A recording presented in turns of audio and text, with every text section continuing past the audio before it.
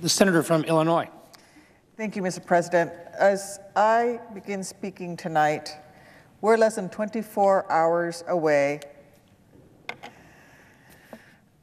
from handing a seat on the Supreme Court to a man credibly accused of sexual assault, a lifetime appointment that would give him immense power to determine the right of every American to access health care, to start or grow a family, or even have access to what the founders called the inalienable rights of life, liberty, and the pursuit of happiness. From the beginning, this nomination process has been a sham. The confirmation hearing was rushed. Bush and Trump-era Republicans worked shoulder to shoulder to ensure thousands of documents never saw the light of day. Questions about Kavanaugh's seeming habit to perjure himself only grew day by day. And that was all before Dr. Christine Blasey Ford stood up and spoke out, before she took a deep breath and began to relive the worst moment of her life over and over again on the national stage, credibly accusing Brett Kavanaugh of pinning her down, covering her mouth, and changing her life forever.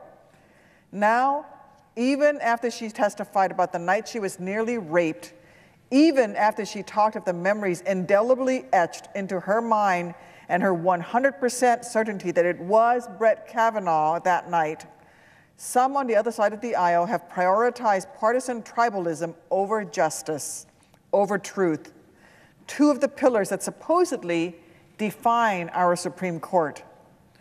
How can the FBI investigation be considered anything but a GOP-led sham when Dr. Ford wasn't even interviewed, when Mr. Kavanaugh himself wasn't even questioned, or the dozen-plus people Dr. Ford and Deborah Ramirez have said could have helped collaborate their stories? Why the rush? What are the Republicans afraid of? If they're so convinced their nominee isn't a serial sexual assaulter, why have they done everything in their power to curb and hinder investigations into the incidents in question? The Republicans who angrily claimed on TV yesterday that this nomination is taking too long, that Democrats are obstructing for the sake of obstructing, are literally the same people who delayed the consideration of Merrick Garland's nomination for 293 days simply because he was nominated by President Obama. For the chairman to claim this nomination has gone on longer than the, quote, average Supreme Court nomination ignores the reality that their nominee, who has been credibly accused of multiple sexual assaults, is being jammed through at lightning speed compared to the only other nomination he's ever overseen as chairman, Merrick Garland. To Leader McConnell, Chairman Grassley, and my Republican colleagues, I warn you, history has its eyes on you, and I beg you to slow down and consider the stakes of this debate. Like Neil Gorsuch just a year ago, there are countless other conservatives scattered throughout the federal judiciary that could be confirmed instead of Judge Kavanaugh, potential nominees with zero credible allegations of sexual assault, who are willing to release their records, who are capable of demonstrating the thoughtful, careful temperament that we should demand from any possible Supreme Court justice. As a nominee, Kavanaugh brought his confirmation hearings two things: his record and his character.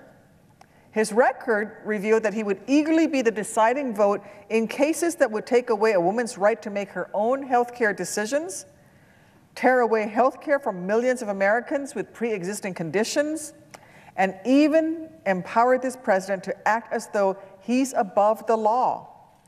Equally important, his character can be summed up in just a few words: untruthful, dishonest, intemperate, unfit to serve. Anyone who watched the Judiciary Committee hearing last Thursday should have serious, if not disqualifying, doubts about Brett Kavanaugh. He spewed out conspiracy theories about the Clintons, went on partisan rants, appearing belligerent and outraged that anyone would dare to keep him from getting what he appears to feel entitled to. He shouted over senators, attacked and insulted them personally, even pledging to exact revenge on his political adversaries. Only a man who's never served in harm's way would dare complain that tough questioning was equivalent to his enemy trying to, and I quote, blow him up. Judge Kavanaugh, I've been on the receiving end of an RPG blast, so I can tell you that sitting in a fancy air-conditioned hearing room with a nice glass of ice water for a few hours is nothing at all like being under attack in the desert and fearing for your life in the middle of a war zone. And over again, he told what seemed to be bald-faced lies. He lied about the meaning of his yearbook page, about whether or not he had any possible memory loss, or has ever become aggressive while drinking, about what he knew at age 53 and what he did at age 17. Sadly, we shouldn't even be surprised. Kavanaugh has a habit of appearing to lie under oath. Over the years, he's disassembled and been dishonest under oath on a number of issues, including his role developing the Bush administration's policies on torture. This consistent dishonesty, this disregard, even distaste for the truth, should be disqualifying for any Supreme Court nominee. But my colleagues on the other side of the aisle are turning a blind eye, seemingly not bothered one bit by his dishonesty, much less the credible allegations of sexual assault against him. You know, today's the one-year anniversary of the New Yorker's Harvey Weinstein story that broke open the Me Too movement. Now, exactly 365 days later, we in the Senate are faced with a choice. Do we believe the survivors who come forward to tell their stories?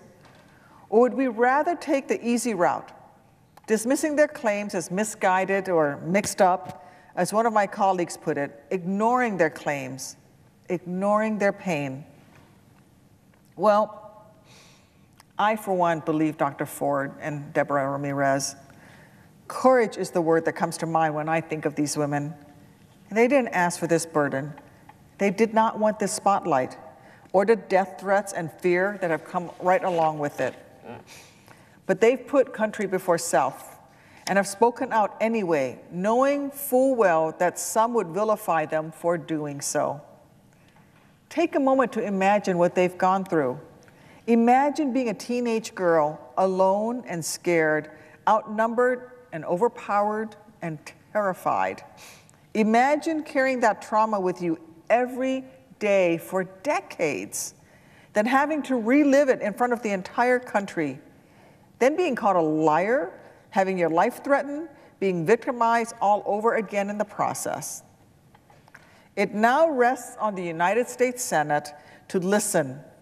We must set an example for the rest of the country and avoid repeating the sins of confirmations past. We must condemn efforts to shame survivors, even when, especially when, it's the president himself doing the bullying. By refusing to confirm Brett Kavanaugh, we can send a message that victims of sexual assault matter, that their voices will be heard, that seeking justice for these survivors is more important than the confirmation of any single individual. We can recognize the bravery it took for these women to speak out. Doing so would make clear that, at least in the United States Senate, if not in the White House, time is truly up for any judicial nominee credibly accused of sexual assault. And doing so would at least begin to restore integrity to how the Senate carries out its constitutional responsibility to provide advice and consent. To any of my colleagues considering voting yes on this nominee, please take just a few minutes to listen again to the opening words of Dr. Ford last Thursday. Hear the pain in her words, the truth in her voice. I will be voting no on Judge Kavanaugh's confirmation. And on behalf of Dr. Ford and survivors everywhere, I'm begging each of my colleagues to do the same. With that, I yield the floor.